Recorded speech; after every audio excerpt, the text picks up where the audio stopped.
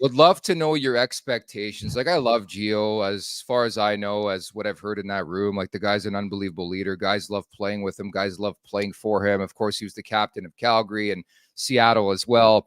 But what's your expectation? Like, I'm not a believer in load management. When a guy's 40 and has as many miles or kilometers as like a Mark Giordano, I think you have to utilize guys like Connor Timmins, of course, when healthy. Simone Benoit plays last night as well. I don't want to see Mark Giordano play every game or as many regular season games as he can play. Would you speak to that? Do you believe in that? Do you think load management should be a story to keep him as fresh? Because if you recall last year in the regular season, Rosie, like Giordano had a pretty decent year considering his age, considering where he is in the pecking order. I thought he was pretty damn good. But then the playoffs hit and just he fell off a cliff, unfortunately.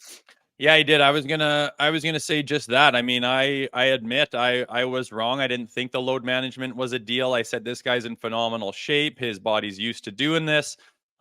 Get him into the playoffs. He's, you got that hunger. I mean, your practices are wound right down. You're conserving energy all the time.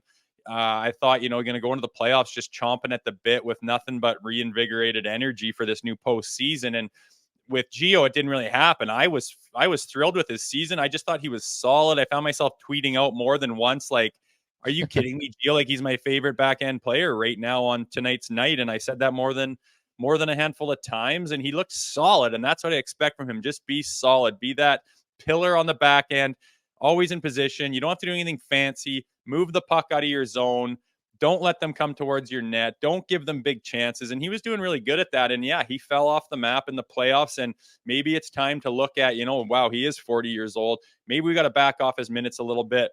Pay attention to the travel and the time zone change. And maybe that's some times where you can give him a little bit of a break.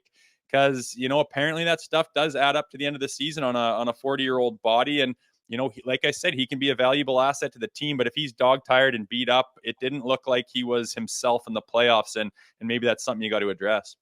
Yeah, that has to be the goal here. I think ultimately, Rosie, and call me crazy, game one of the Stanley Cup playoffs, would I be upset if Mark Giordano was a seventh defenseman for the Toronto Maple Leafs? Probably not. I think we can both agree in a perfect world, that's who you're probably looking to improve between now and the trade deadline, which is months away. But I think they have to be thinking the same way. And I think who perfect than somebody who is very familiar with Mark Giordano in the GM of the Leafs, Brad Treliving, from their days in Calgary, right? I think you have to take the right approach, but that would be a right case scenario or a good case scenario is to have Gio as like your 7 guy in the postseason.